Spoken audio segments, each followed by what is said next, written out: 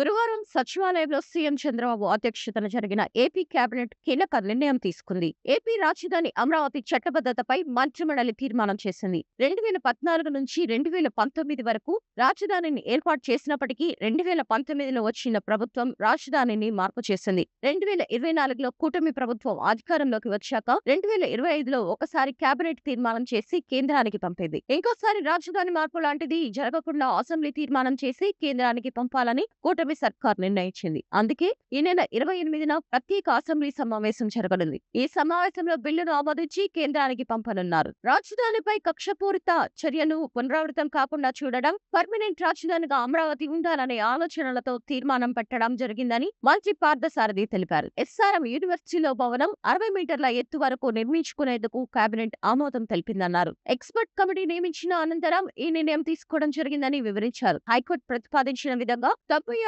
కొత్త కోట్ల నిర్మాణానికి కేబినెట్ ఆమోదం తెలిపిందని, అలాగే 1730 కొత్త పోస్టుల నియామకానికి ఆమోదం లభించిందన్నారు. వడ్డెర సంఘాలకి క్వారీ లీజుల్లో రాయితీ కల్పించేందుకు కేబినెట్ ఆమోదించిందన్నారు. 2025-26 ఆర్థిక సంవత్సరానికి సంబంధించి ఆస్తు పన్ను బకాయిలపై వడ్డీ మాఫీ చేయాలని ప్రభుత్వం నిర్ణయించింది. అలాగే ఏప్రిల్ 5 నుంచి 14 మధ్య ప్రతి నియోజకవర్గంలో 2000 సూర్యాఘర్ కనెక్షన్లు మంజూరు చేయనున్నారు. ఇక సీఎం కుసుమ్ పథకం ద్వారా పవర్ లూమ్స్ తగ్గించడానికి సూచించారు. ఇక 33/11 సబ్ స్టేషన్ల వద్ద బ్యాటరీ స్టోరేజ్ వ్యవస్థల ఏర్పాటుకు ఆమోదించారు. విద్యుత్ వ్యవస్థపై కేబినెట్ లో పవర్ పాయింట్ ప్రెజెంటేషన్ జరిగింది. అమరావతి రాజధాని చట్టబద్ధత చేయడానికి అసెంబ్లీలో తీర్మానం చేసే అవసరం ఏం వచ్చిందని వైసీపీ ప్రధాన కార్యదర్శి సజ్జల రామకృష్ణ ప్రశ్నించారు. అసలు అలా చేయడానికి మండలి కూడా పెట్టాలి. మీరు చేస్తున్నదంతా వివరించాలి. అసలు అమరావతిలో అవినీతి యజ్ఞం చేస్తున్నారు. మోడీ అప్పట్లో చంద్రబాబుకు పోలవరం ఒక ఏటీఎం అన్నారు. ఇప్పుడు అమరావతి కోట్లు సంపాదించడానికి బాబుకు